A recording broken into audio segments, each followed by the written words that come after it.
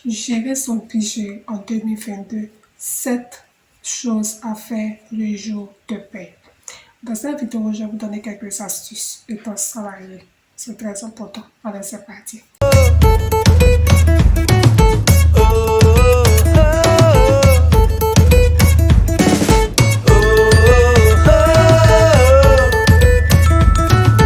Salut mes stratèges de YouTube, bienvenue sur ma chaîne. Pour ceux qui ne me connaissent pas, je suis ici Antoine, stratège en commerce web entrepreneur.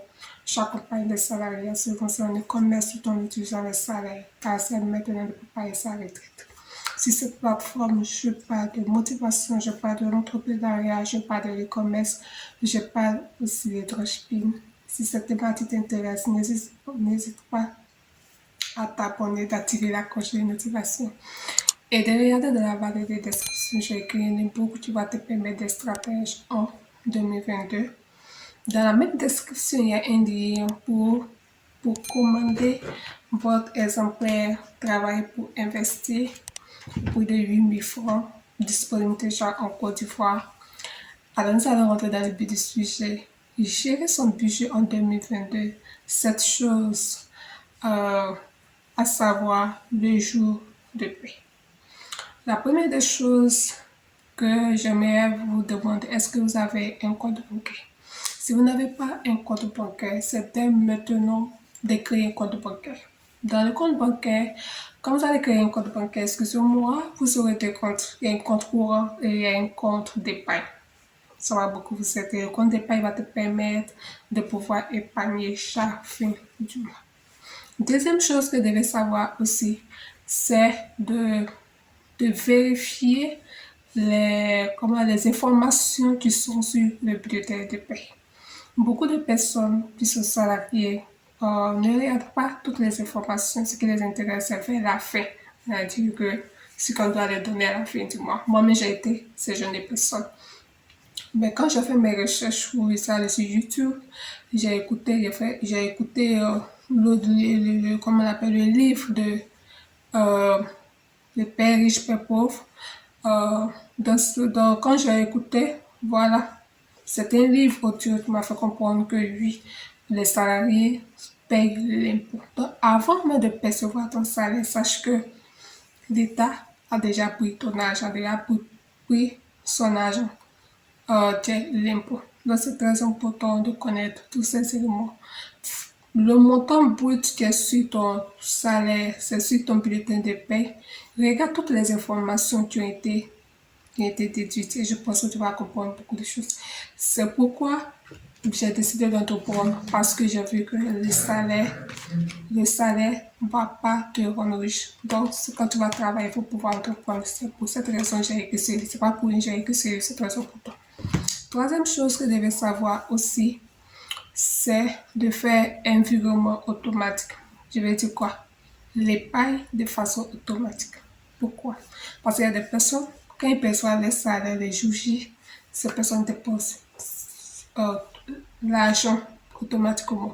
C'est-à-dire, ils ne savent pas où l'argent rentre.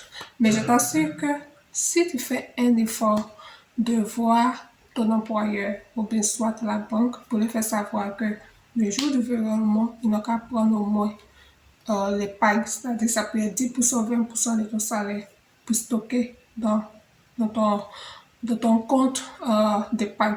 Je pense que ça va beaucoup s'aider et ils vont te donner. Tu vas retirer seulement que l'argent que tu vas prendre pour faire le mois. C'est très important. Quatrième chose que vous devez savoir, c'est de lister vos dépenses. Lister vos dépenses, pourquoi? Parce que vous aurez la possibilité de voir les charges fixes, les charges variables. Pourquoi? Parce que si vous ne notez pas, je vous exhorte à pouvoir noter toutes les dépenses, toutes les sorties d'argent, tout ce que vous payez, que ce soit, même si c'est 5 francs, même si c'est 10 fois, 15 francs, il faut noter.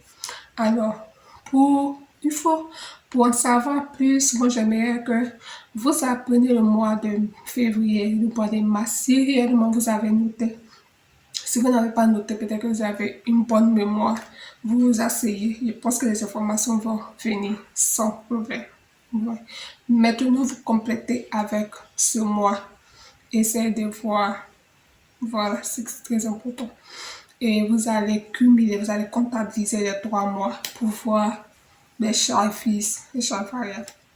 Alors, on va passer maintenant à la prochaine étape qui est le budget des charges fixes. Très important. Quand on parle de charges fixes, c'est fixe, ok. Mais quand je parle de charges fixes, c'est juste pour vous dire que c'est le loyer. Ça peut payer aussi la nourriture, par chaque jour tu dois manger. Ça peut être aussi les assurances, ça peut être aussi les fournisseurs. Quand je parle de fournisseurs, je vais parler de l'électricité, je vais parler de l'eau, je vais parler de Internet. C'est très important de noter cela. Après, c'est l'étape précédente. On va passer à l'étape suivante, qui est le budget des charges variables. Le budget des charges variables, on va parler de voyage, on va parler de la rentrée scolaire. Ça peut être aussi Noël, ça peut être au Pâques. Pâques, c'est bientôt, tu peux mettre de l'argent de côté. Peut-être que tu as mis ou pas. Ça peut être aussi euh, d'autres choses. Ça peut être aussi les loisirs. Voilà, ce sont les charges variables. Je t'assure que au niveau des charges variables, vous n'êtes pas obligé de dépenser tout. Ça veut dire que si au moment vous n'êtes pas tombé malade, vous n'êtes pas obligé d'utiliser cet argent. Vous reportez dans le mois prochain. Que ce soit au niveau des voyages, si vous n'avez pas voyagé, vous reportez dans le mois prochain. Je ferai une vidéo où je vais bien mieux vous expliquer comment faire le budget, ok, avec ma méthode à moi. Après, comment on l'appelle, après, je pense la sixième étape, on va passer à la septième étape, qui est prévoyez une caisse. Une caisse, pourquoi? Parce que quand vous allez faire des dépenses, c'est vrai que vous allez faire des budgets, ce sont un billet. Mais quand vous allez faire des dépenses, il y aura des pièces. Donc, concernant les pièces, mettez dans une boîte et vous allez voir tout le mois. Essayez de faire ça dans ou bien le mois, à la fin de ce mois, ou bien le mois qui suit. Essayez de voir, c'est-à-dire que vous mettez des pièces seulement et vous allez voir à la fin du mois combien d'argent vous avez eu à la fin du mois. Ok. Alors, nous sommes au terme de cette vidéo. Veuillez m'excuser pour le bruit, parce que veuillez m'excuser pour le bruit.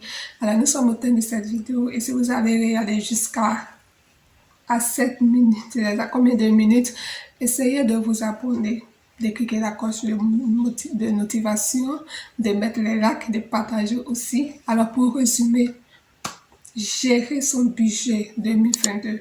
D'avoir 7 choses que vous devez savoir. La première des choses, c'est de voir si vous avez créé un compte. Vous avez un compte bancaire ou pas. Si vous n'avez pas, cherchez à créer un compte. Deuxièmement, aussi de faire la vérification des informations qui se trouvent sur ton bulletin de paie. Troisièmement, aussi de faire un virement d'épargne automatique.